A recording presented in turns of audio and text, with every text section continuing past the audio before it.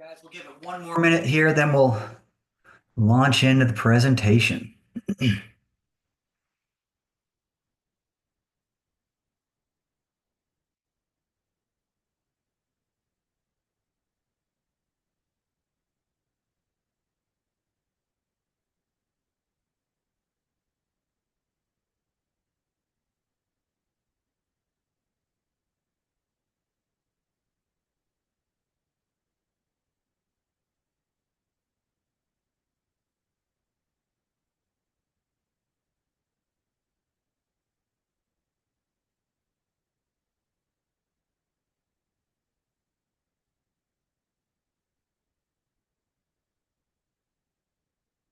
All right, let's go ahead and get started, you guys. I appreciate you hopping on. I'd much rather be outside in this weather than here listening to me, but here I am, you know. So you guys want to start out with a real estate joke?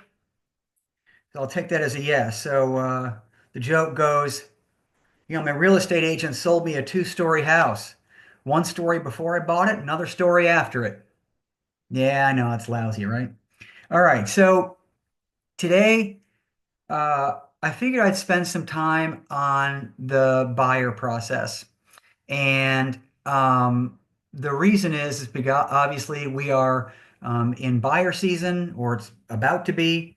And I think as realtors, because we want to help and we want to close deals, um, we tend to rush this process with a buyer only to be woefully disappointed afterwards. So um, let me go through what I call the 10-step buyer process. Now, some of these steps can be combined. They're not necessarily supposed to be done in chronological order. And I'll mention that as we kind of go through um, the the actual slides. So I sent this out earlier this week, and this is just a great talking point that you can use with your buyers. Because what have we been hearing for the past 3 years? I'm not going to buy because I'm waiting for the interest rates to come down. Well, in 1971, yes, I was actually alive in 1971. Um, the interest rate was 7.33. All right. And so that is very similar to what it is nowadays. And if that same buyer waited until the interest rates came down, they would have had to have waited 22 years. And they came down to just sub sixes or right around the 5% mark. And so 22 years is a long time to wait. And that just goes to show you that neither I nor you nor the general public can predict when interest rates are going to rise or fall. So here is the deal that you have to remember with um, real estate, whether it's buyers or sellers, but particularly buyers. Um, Remember that you control the process, but they control the decision. And I think that we forget that sometimes and we let them control the process and we try and influence their decision when it's really the other way around.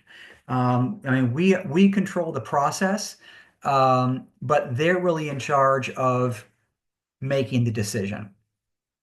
So generally speaking, when you acquire a buyer, there are four fears that are running through their mind. They fear that they're going to lose the home that they're going to go that they're about to purchase. They have a fear of missing out, which means that they think that although whatever home they're looking at might be the one, uh, there's a part of them that thinks, well, what if something better is out there? And then they, of course, fear that they're going to pay too much. And then lastly, there is something wrong with the home. And we hear this all the time, especially when a home has been sitting longer than the client thinks it should sit there. Um, and so the ones that I have asterisked are the most common ones that really dominate this entire process. All right. So they have a fear of missing out on something better and they don't want to pay too much. So both of which, by the way, are driven by us. We can prevent this from even being an issue. All right. And so as buyers go through this process, they start to hear little voices inside their head trying to convince them that, oh, there might be another better home out there that I'm missing out on. I don't want to pay too much. What's wrong with this home type of deal? And so when that happens, and when dialogue isn't had, then they get confused, overwhelmed, and they end up not buying. All right. And then they go home, they get on social media, they watch the news, and it's just this waterfall of excuses as to why they're not going to move forward. And so your goal is to head off these fears before you even start to look at a home. Okay. So generally speaking, if you have a couple buying a home, one person is typically more interested in making that house a home. So their criteria is going to be vastly different from the other person, which is just concerned about the utility of the home and the financial aspects of the home, or well, the financial aspects of the transaction, right?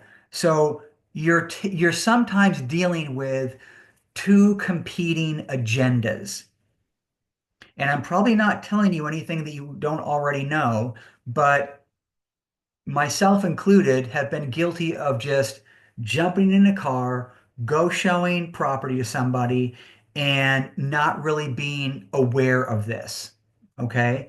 So um, there are 10 steps to a happy buyer. You got the greeting and connect, meeting, buyer interview, the buyer packet, the funnel process, which is those auto emails um, from MLS. You're going to do a scale of 1 to 10, dream home exercise, what's and whys, cash or loan, how are you going to pay for the thing, and then what happens next. So, step one, greeting and connect. So, this is the first time that you're meeting somebody. It might be, think of kind of in your mind's eye, maybe you've spoken to them before, but this step is the first step in your formal meeting. Now, before we march too far down the road here, that implies that there has to be a formal meeting. There has to be a formal meeting. Um, if you follow what I'm about to tell you today, you're going to save yourself a lot of headache and a lot of time, and you're going to give yourself permission to choose to work with only those that are motivated and ready at that moment. If you try and cut corners and take shortcuts and think that all you need is a signed buyer's rep agreement and you don't go through this process, you're going to be woefully disappointed. You're going to be instantly discouraged and you're going to want to drop out of real estate. Okay, so this is how much importance I place on having a buyer consultation. It is even more important than a listing appointment. Okay, and the reason is because um, buyers have a choice. So typically, when you go on a listing appointment, the seller's mind is already made up. They're going to sell a home. You just don't know if it's going to be you that gets to list it. Am I right? A buyer can go in all sorts of different directions. And your goal is to assign a set of rules so that you control the process, they control the decision. All right. So step one is the greeting or connect. So this is your first face to face. The goal here is to build rapport and almost like establish dominance. You got to take charge of the process. Don't let them take over. Um, at first, when you're speaking to them, use the Ford method to connect. Ford stands for talk to them first about their family, occupation, recreation, dreams. So you're going to do this before, because you both know why you're there. So let's just disarm this whole situation and talk about something that, lets our guard down a little bit. So family, if you know they have kids, ask about the kids. If they're, have a relative that's going through some kind of medical procedure, ask them about that. How are you feeling relationally in general? Occupation. Hey, I heard you were, in the tech business and you were about to take a trip to California. How was that? Did you get a chance to do anything fun? And then recreation. If you know that they are a runner or a biker or like to play pickleball, talk about that. Dreams. Hey, are you going on any good vacations this summer? Or is finding a home kind of your main focus right now? So these are examples of each of these four buckets. Now, if you've already done that, then just revisit those points, and choose this time to talk about anything other than buying a home for right now.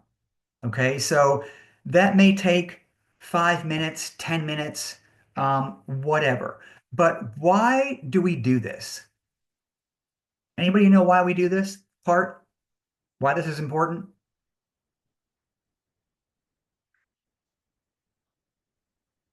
Because people hire you because they know, like, and trust you. And so that comes from having this kind of dialogue. So once that is done, you might say, okay, well, if it's okay with you, what I recommend we do first is sit down and review everything we've talked about already, in a bit more detail. So we can create a game plan to getting you that perfect home you're looking for. Does that work? All right. So again, taking charge of the situation. And so you not only did that, but you asked them their permission. So that is not only respectful, but it creates buy-in. All right. Because there's going to be plenty of time for them to engage and do the talking. Now is not it. All right. So you want their permission to take control of the situation and attack your agenda. So step two is the actual meeting. So step one and step two might be done in the same geographical area, uh, but maybe not. So now it's time to actually sit down and get serious. So I always say that the counterbalance to this, if you're thinking about a listing appointment, is you would do this after maybe you spoke with them, chit-chatted, toured the home. Now it's time to get down to business. Let's sit around the kitchen table and talk about how we're going to get your home sold. Same principle. Okay, now it's time to talk about business. Now, think about where you're going to meet beforehand. All right. And even if we were not a virtual office, you would still have to figure this out because there are two agents in Flower Mound. One just joined today. So none of y'all are going to schlep all the way to Flower Mound if you live somewhere else just because we have an office. So this can be resolved. So choose some place that is quiet and businesslike. Uh, Identify your place so that you don't have to keep doing this over and over and over again. So I have made a book recommendation over the years called The Seven Levels of Communication. And that's written by a gentleman by the name of Michael Maher or Meyer, Maher. And he talks about this. And it's a book that is brilliant at teaching you how to work by referral. And it's about this real estate agent that camps out in the same restaurant all the time, and they know him. He takes a booth, the servers leave him alone, and he conducts referral interviews all day long with business partners. And he basically says, if someone were to ask you about real estate, are you comfortable recommending me as your realtor? And it's either going to be yes, no, or maybe, and he kind of takes the conversation from there. My point is that you don't want to keep reinventing the wheel. So find the place for you that works best for you and use that place. All right. A loud restaurant or some place where they're going to bug you is not the place. If any of y'all have the restaurant called La Madeleine, I find that to be conducive because it's kind of fast casual. There are no servers. They'll bring you your food once you order it, but then that's it. And if you don't go at lunchtime or dinner time, it's going to be a good spot. So figure out whatever that spot is for you. I always recommend a lender or a title company's conference room because they all want your business. All right. So, and they all have a spare office or conference room. And there's one within 2 miles from you. I guarantee it. You could try a quiet coffee shop, but that's hard. People go there to work and they're on conference calls, but some of these independent locations might be okay, but you kind of get the point. Try a hotel lobby, especially after breakfast and lunch. There are co-working spaces. So there's a company called Caddo, Caddo. There's WeWork. There's all these big office buildings that are subletting individual offices for businesses. So a lot of realtors there. There are insurance companies and just kind of these solopreneur businesses that for 800 bucks a month they rent out an office. So all those places have conference rooms or lobbies that some are for free, some are not, but it's absolutely worth investigating. All right. You might try a community center. A lot of libraries have meeting rooms, but I would avoid restaurants and loud distractions, places with kids, etc. But this is hypercritical because if I'm here telling you that it's mandatory for success that you have a sit down meeting with a buyer, well, then you've got to solve the problem of, well, where do I go to do that? Okay. So this is item number one on your to-do list. Find that place to go. So step three is your buyer interview. So here's what I would do. I would come with, a notepad to take notes and a file folder that has all of your stuff for that client because it demonstrates that you have structure and you're serious about the process and it will just make you look professional. Right now, whether you transfer that to an electronic version on your computer doesn't matter. Okay, so in that file, maybe you have your intake form that you've already talked to them about, maybe a pre-list of homes, whatever. If you need to put blank pieces of paper in there, do it. It's going to get full as this process goes on. All right, so here's the point where you want to say something like, okay, I'd like to ask you a few questions that will help me help you find the right home. Is that okay with you? And is it okay if I take notes? All right, so by default, this means you got to take notes. All right, you got to take notes. You are going to forget something. All right. If you've spoken to them already about what it is you're going to talk to them about, just simply say, okay, let's review what we've talked about before. Are there any adjustments you want to make? It's been a couple of days since we've last discussed this. Anything different? And this allows them to hear themselves vocalize what it is you all talked about. But it also gives them an opportunity to adjust certain things that they told you. All right. The last thing you want to do is fire ready aim. All right. You want to give them opportunity after opportunity to reset and pivot because they're gonna. Okay. So, buyer interview common mistakes. Uh, just launching into a presentation. So, the cardinal sin in sales is speaking more than listening. Uh, Common mistake number two, not taking notes. So, in doing so, you create a sense of professionalism and it guarantees that you're not going to forget something. Asking the wrong questions. So, the first set of questions need to be, what I would call foundational and easy for them to answer. So, these are going to be things like, where are you looking for a home? Um, how many bedrooms, how many bathrooms, softball questions, right? Because this is going to be the continuing rhythm of this relationship.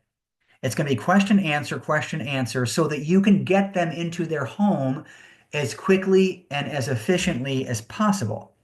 All right. So they need to feel what that feels like. Um, and so things like home criteria, what are you looking for? Those are easy. Your financial status, that's those are going to be more difficult, right? And they're going to talk to their lender about that anyway, but you kind of get my point, right? Because configuration of a home is going to lead to you showing them property, and they may have to have some tough conversations with you with regards to, I know we said we wanted four bedrooms, but we really need a fifth, or we told you this and now we mean this. And so that's going to lead to more interaction, right? So they need to feel that you're approachable. If you've asked these questions already, just simply review what you talked about. All right. And then this will also ensure they commit to what they said before and adjust it if they need to. So, in this interview, what are you talking about? And by the way, on our website, under the buyer, seller, leases tab, there is a buyer presentation along with a seller presentation, and there is an intake form there. So if you ever get frozen or paralyzed by not knowing the flow of what this should look like, fall back on that intake form. And it has things like this. Where are you living now? Right, tell me more about that situation. What do you like and what do you not like?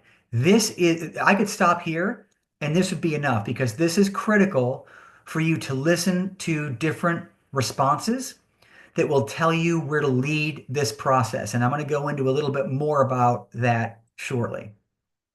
About how many homes have you owned or rented in the past?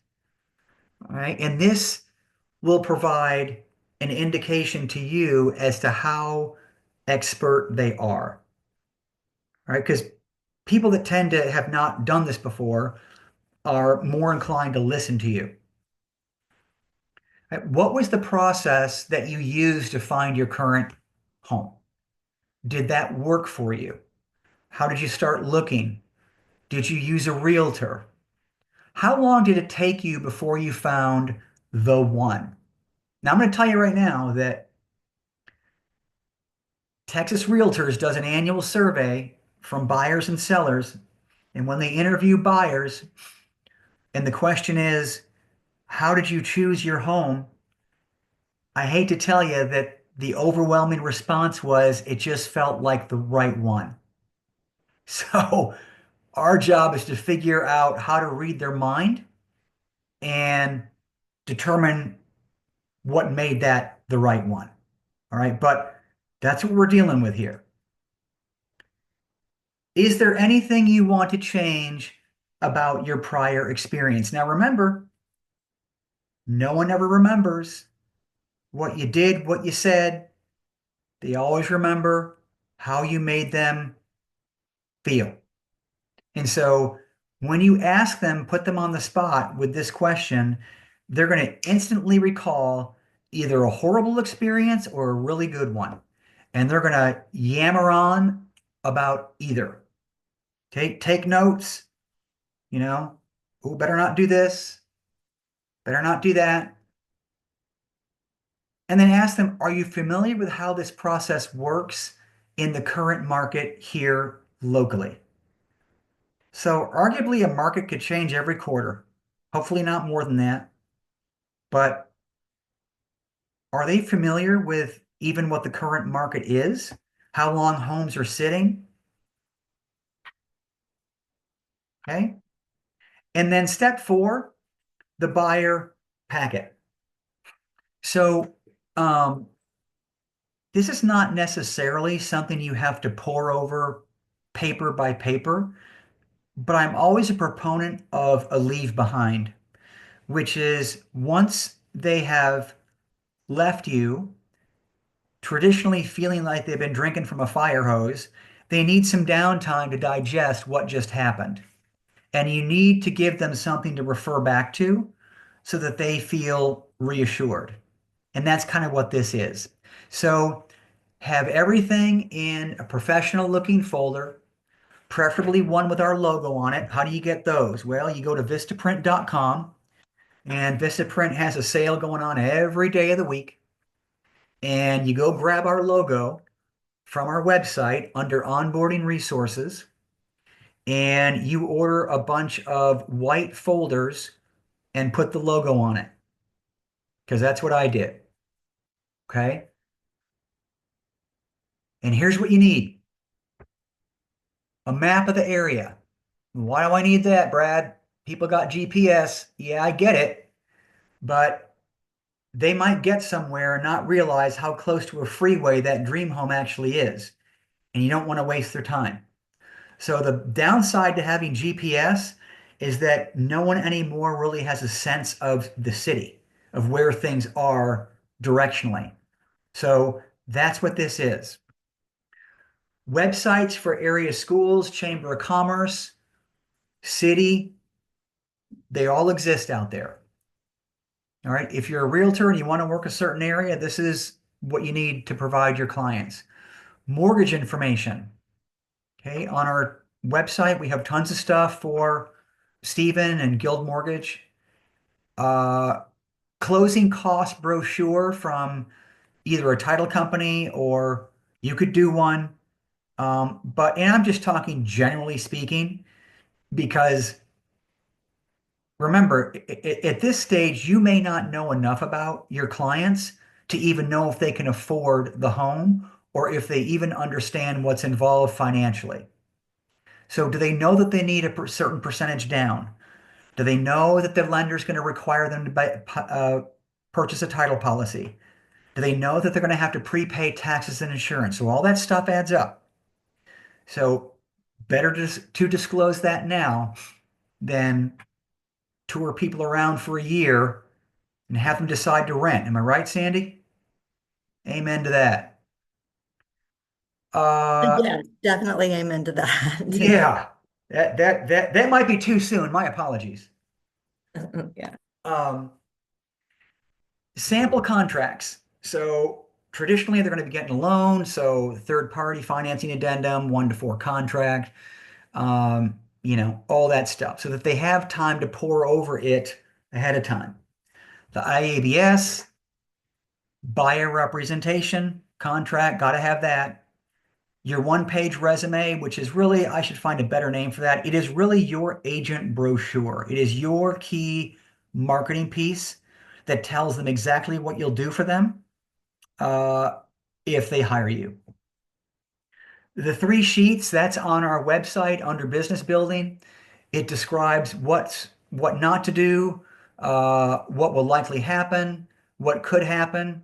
And these are things like, for the love of God, don't go out and pre-purchase a bunch of furniture just because they said it was no interest for the next 5 years and they could have it delivered the day after closing.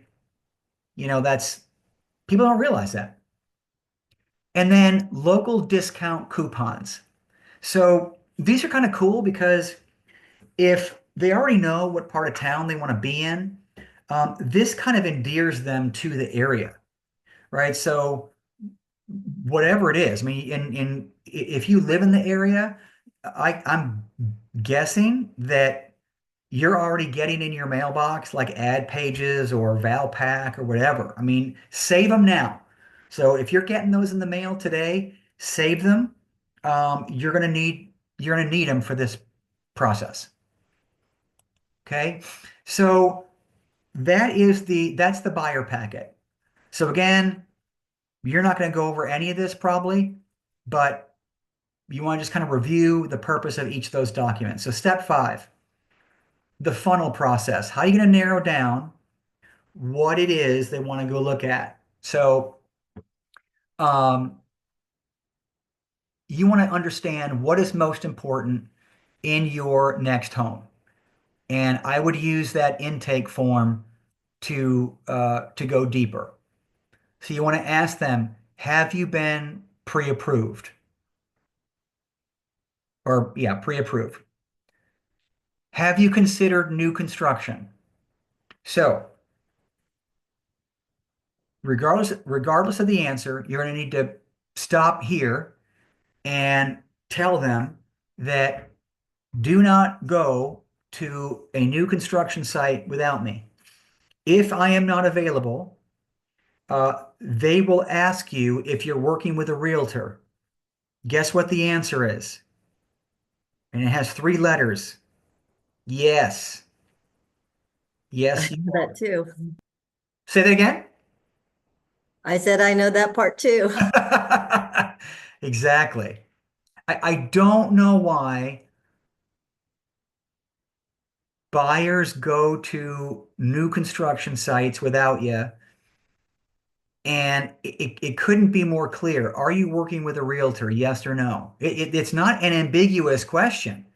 There's either yes or no. And it's even more black and white today because they got to sign something, right? So, but clients do stuff that is inexplainable, right? So, but you do want to introduce new construction because in some regards it's going to be a lot easier to get into. Okay. Explain the benefits of both, darn it, there's a typo, pre-owned homes and new construction. All right. Pre-owned homes typically comes with someone already living there, not brand spanking new. You got to live in someone else's dirt, right? Might not have everything that you want, but new construction, hey, if you want those mature trees and a barrier to a windstorm, this might not be the option for you, but it's a brand new home. Explain that the goal is to arrive at a perfect home buying template based on their own specific criteria so that what? They don't miss anything and they don't pay too much, which were the 2 key fears that we reviewed earlier. Okay, then explain the auto email process that you'll provide for them coming from the MLS, um, and that they're going to be getting homes that hit the market in real time. Now, they're going to go to Zillow and they're going to go to Realtor.com, and you have to explain the danger in doing that. So, what are they? Who can unmute and tell me why a client should not go to Zillow or Realtor.com?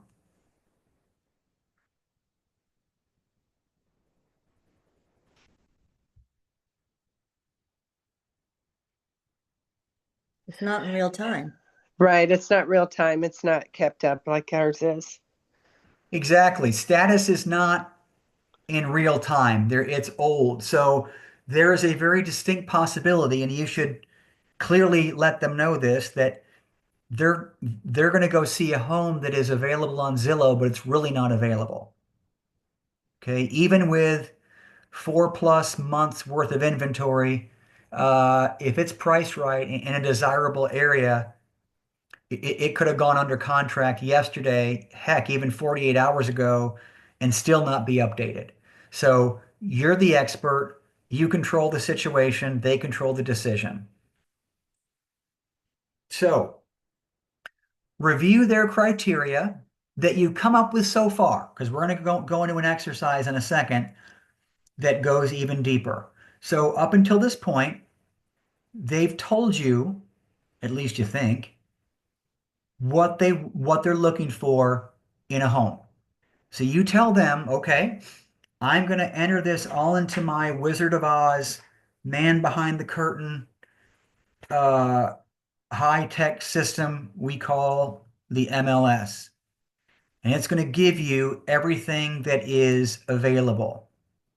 Tell them the first email is going to spit out a lot of homes, especially if their criteria is broad.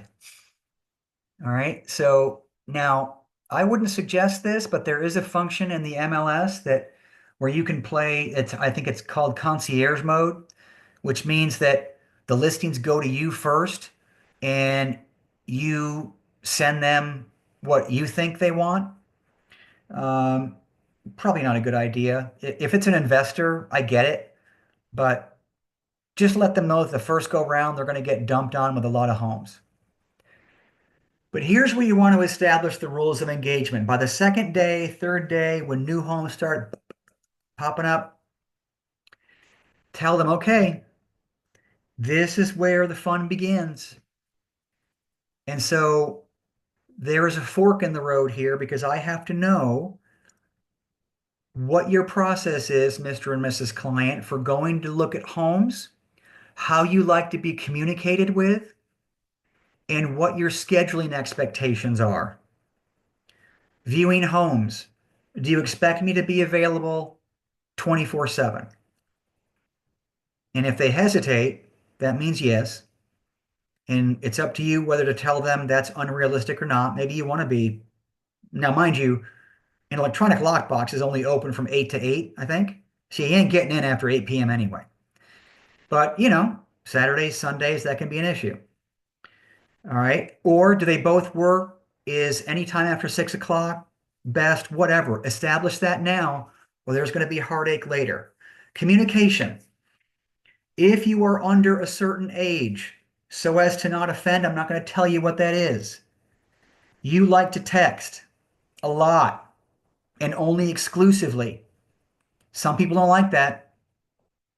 And so when you are embarking on purchasing the biggest thing you'll ever purchase, I think texting is doing it a disservice. And I can speak from experience when I get a text from one of y'all that I know that you think is a very simple question, and it should be. But in real estate, there might be simple questions, there's just not simple answers. And so I inevitably have to call and ask that person, well, can you give me some backstory? Like, how did we get to this point? What are the ins and outs? And so the same will happen for you guys with your clients. You can't leave anything to guess. Now, if they are under 30, maybe that's what they want to do, but there's risk there. Scheduling expectations. All right. Between what hours do they want to go do this?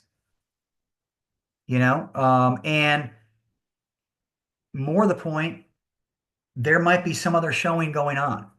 So it might have to be during this time and this time. But get that out into the open now.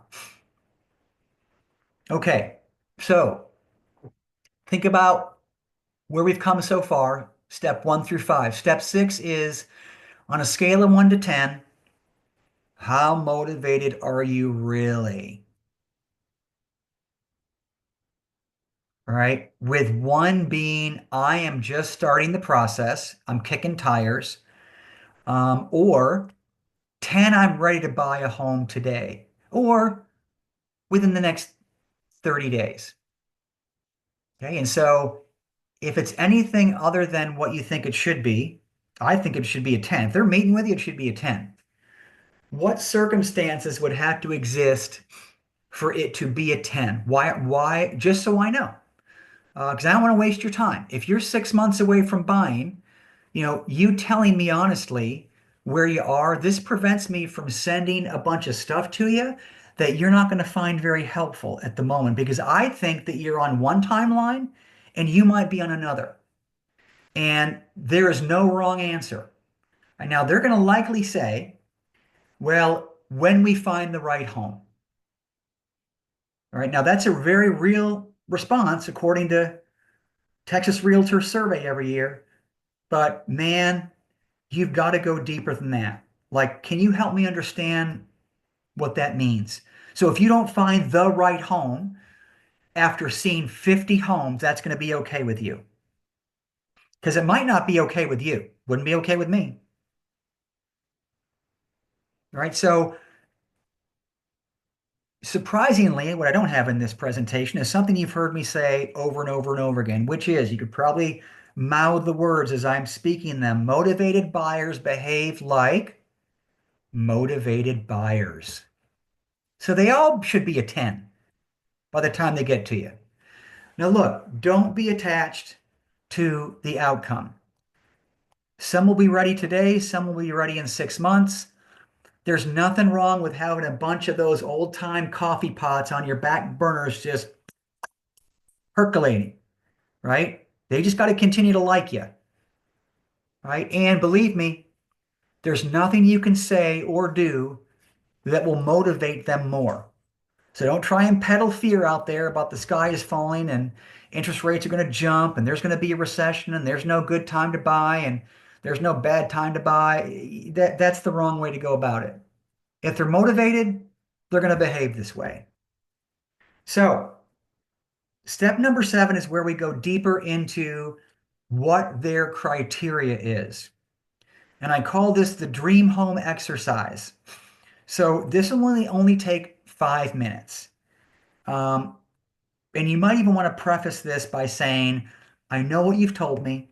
I want to get a deeper sense of exactly what you're looking for because there's over 50 different filters in the MLS, and I don't want to take you somewhere that you sit back and think, well, I told you I didn't want a pool, right? So have each buyer separately write down exactly what they want in a home. Then have each buyer write down what they absolutely do not want in a home. And this is a good dovetail into the next point, which is what are going to be their top 3 deal breakers? Like, it's one thing to not have inventory and the buyer's just going to kind of settle, but everyone's got a deal breaker. And so you want to know what that is. Right? What's going to cause them to walk away? Now, if you gave this to them ahead of time, just simply review what they said, and you might want to do that.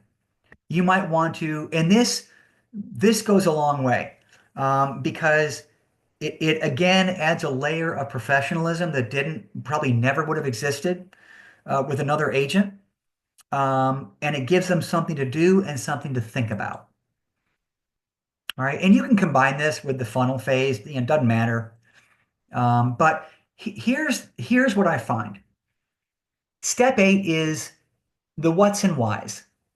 So you have got to determine why they want certain things in a home and not what they want. Because people always buy what's, they never buy whys. Another way to think about it is that Steve Jobs was brilliant at producing this gadget called the iPhone that he and a bunch of nerdy tech folks got around a table one day and figured out, no, no, no, this is what you want. And why you want it is because of this. They didn't start with the Apple iPhone. They started with why people wanted it. And hell, we didn't even know we wanted it, did we? But man, we can't live without those iPhones. So we are matching up the client with their why and not their what. So if someone says, gotta live on a golf course, do you know that over 80% of people that live on a golf course never play golf? Did you know that, Luis? That's crazy. So why do they do it? because they don't want to live in a pre-cookie cutter subdivision where their backyard looks out onto someone else's fence and they're hooting and hollering football season because the Cowboys are losing. And you don't have to go very far to find that, but they want a view and an open space. That's their why. But they don't necessarily know that, let alone be able to articulate it for you. The next is they want, gotta have 4 bedrooms, gotta have, why?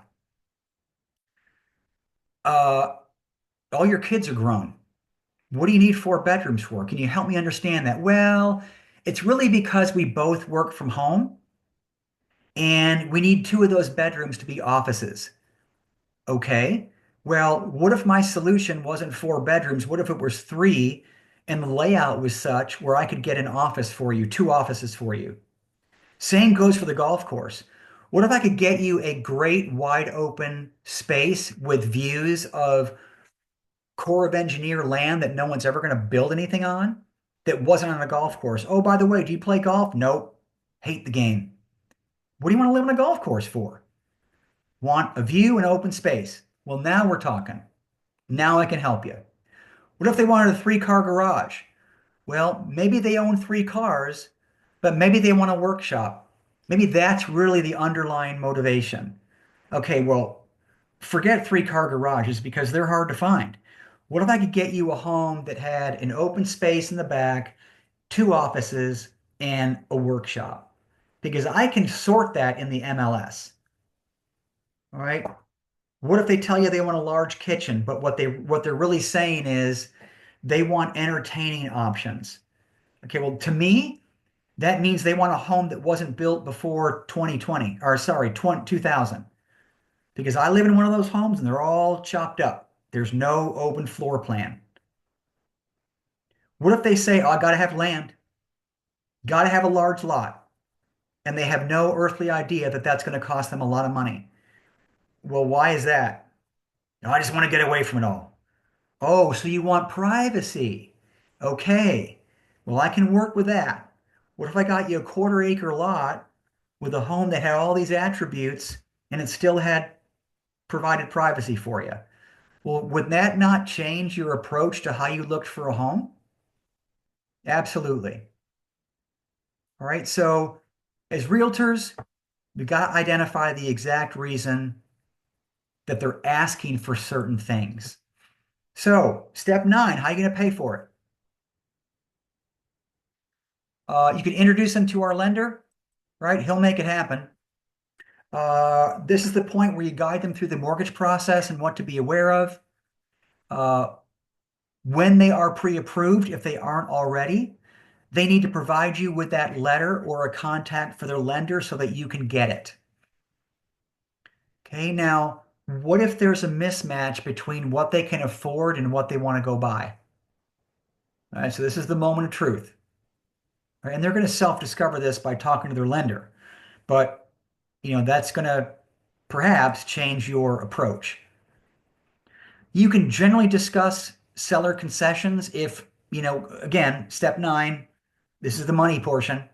Uh, just let them know that there are options to buy down interest rates, put in paragraph 12C, seller might kick in a couple of grand to help you buy the home, whatever, but stay in your lane. You're not a lender. And if necessary, discuss your commission, who pays for it, how that process works. At some point during this process, you're going to have to get them to sign the buyer's rep, right? So commission is the focal point of that document. So might as well do it during the money phase. All right. So here's what happens next. Um, you got to achieve 4 objectives. Ask them, is there anything that we missed? All right. And then review the market right now. Is there a lot of choice? Are we looking in June or are we looking Thanksgiving week? And so how fast are homes selling? Prepare their expectations. All right. In that they may actually go out, and this is not uncommon, and find their dream home looking at the first one. All right. So your job after each showing is to ask them, do you like this one? Do you see yourself living here? Do you want to make an offer? Right. And then prepare them for the negotiation process. And the key things that we negotiate: price, terms, dates, what to include, what to exclude, contingencies, all that. Now, I hesitate to advise you to take them too far down this road because it can be very overwhelming, especially for a first-time home buyer. So just read your clients appropriately. So unfortunately, and this is a slide that I include in my coaching sessions, but after all that, the best laid plans, you think that after 10 steps, the both of you are mano a mano, you're going to ride off into the sunset on a bright white unicorn horse, and you're going to find them this home and it's going to be rainbows and unicorns. Well, guess what?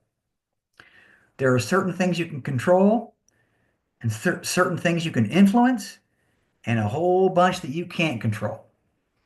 Okay. And I could do a whole hour on that. But this is more preparation for your mindset than theirs because they're going to pivot without telling you.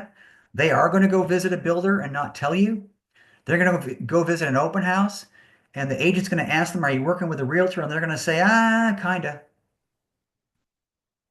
So, in the spirit of self-preservation and for y'all not to need psychotropic pharmaceuticals after this process, prepare yourself that this may happen.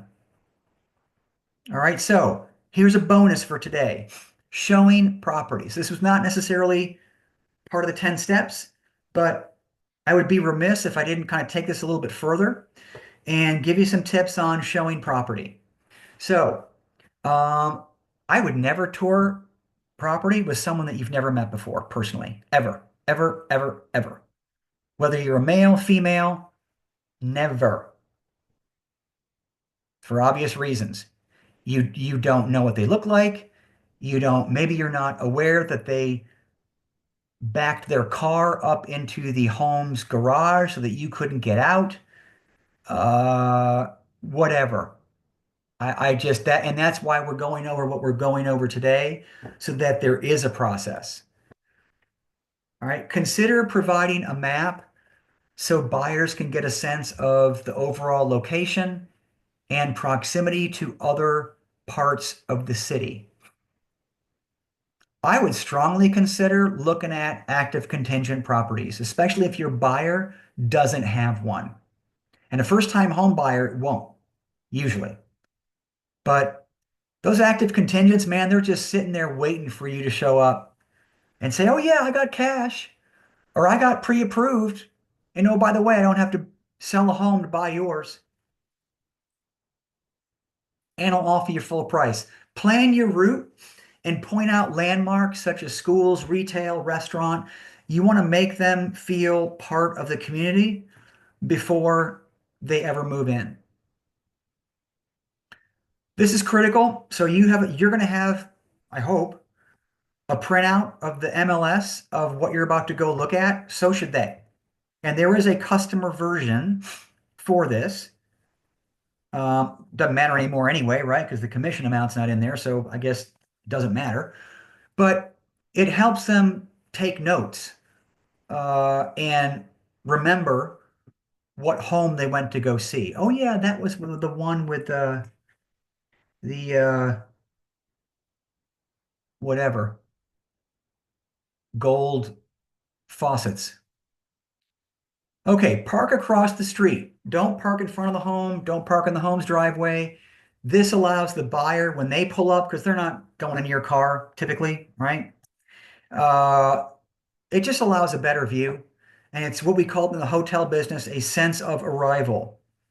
Right? You ever go to an open house and the agent parked in that person's driveway? Cardinal sin. Right? So you want to give them a sense that it's clean, there's no one living there, because they're going to live there. Maybe. Okay. Uh, arrive first and enter first. You don't want any surprises. And if you aren't experienced at opening up lock boxes, you don't want to sit there looking like a fool, not knowing how to do a very basic element of your job. But practice makes perfect. You just don't want to do it in front of them. So arrive first and enter first. Watch their body language. Don't talk too much. It's a huge distraction. They're going to self-discover on their own. If they do things like sit down in the home or linger, they like it. Okay. Now, because you already have a preformed set of criteria that they want, if you see them missing something, like they just completely missed the office and they told you they wanted an office, point it out. Hey, did you see this office? It's got built-in shelving. This is awesome. And if you get bored, it's got a window view of the front of the street. Ask them if they want to see any portion of the home again before you leave. Now, in my opinion, you should just open the door, let them walk in, leave them alone. All right. Now, if they go through the home only once, they probably don't like it. And you're just going to get a sense of that. Right. Discuss the buyer's feelings about the home after each showing. You could ask them on a scale of 1 to 10, where does this one check in? Would you put this in your top three? And if it's the first couple of homes, they might rate it low because just haven't seen enough. So buyer's remorse is real, and this is my last slide. Um, and we have to try and help them avoid this because this is a big purchase, right? So encourage them to walk through the home more than once and even offer to come back to see the home again the next day, right? Because again, um, you control the process, they control the decision. And the last time I checked, neither of our names were ever on a 1-to-4 contract, right? So they're the ones that have to be okay with it. And you should act like you have all the time in the world because having them go through the home a second or third time might be all they needed to close the deal.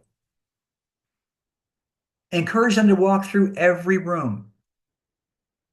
I mean, they might just become so emotionally over the top about this home that they miss stuff because people do. And so if you notice there's cracks in the corners, point it out, and you may have missed it. And so that's what another walkthrough through every room does. All right. And if the listing agent has anything that you can take with you, encourage them to take it. Um, Also, be sure they keep their MLS printout so they can go back and refer to that. Make sure they tour the home privately versus an open house or with other buyers present. Now, that doesn't happen too much anymore, or the seller present. I'd never go into a home if the seller was there. Now, sometimes you can't avoid that, but that that give me a weird feeling. And then give them space to talk privately with each other because they're going to say stuff to each other that they're never going to say to you, right? And I didn't put this in here, but I would warn them, be careful what they say and how loud they say it. And because I would just assume that everyone's being recorded. Okay.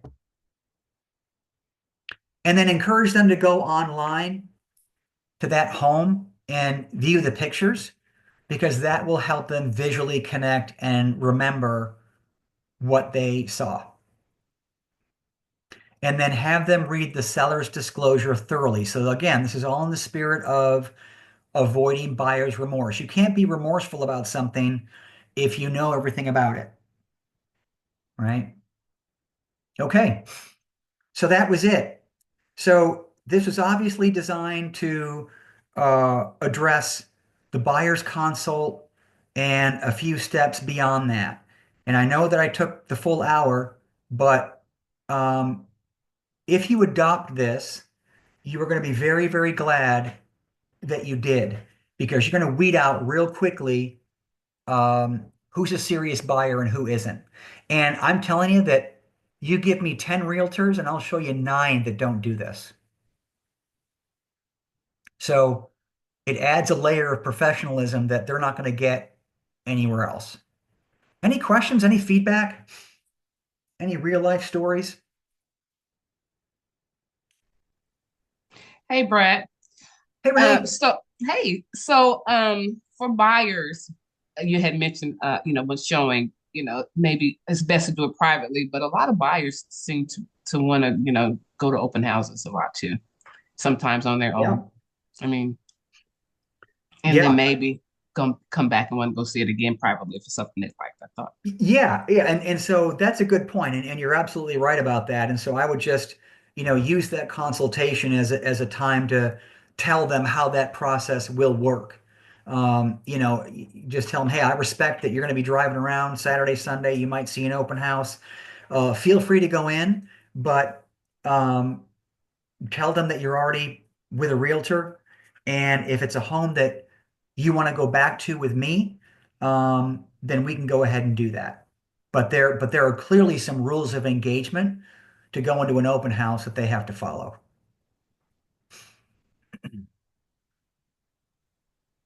Yeah, yeah, I agree. Thank you. Yeah.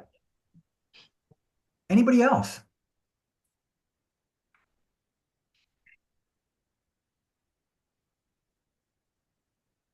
All right. Well, I hope you found that helpful. I hope it wasn't too rudimentary for you. I just think it's important that we adopt a process. Why? Because processes and systems will run your business. If you do this with every buyer, that doesn't feel like work. It's just part of what you do.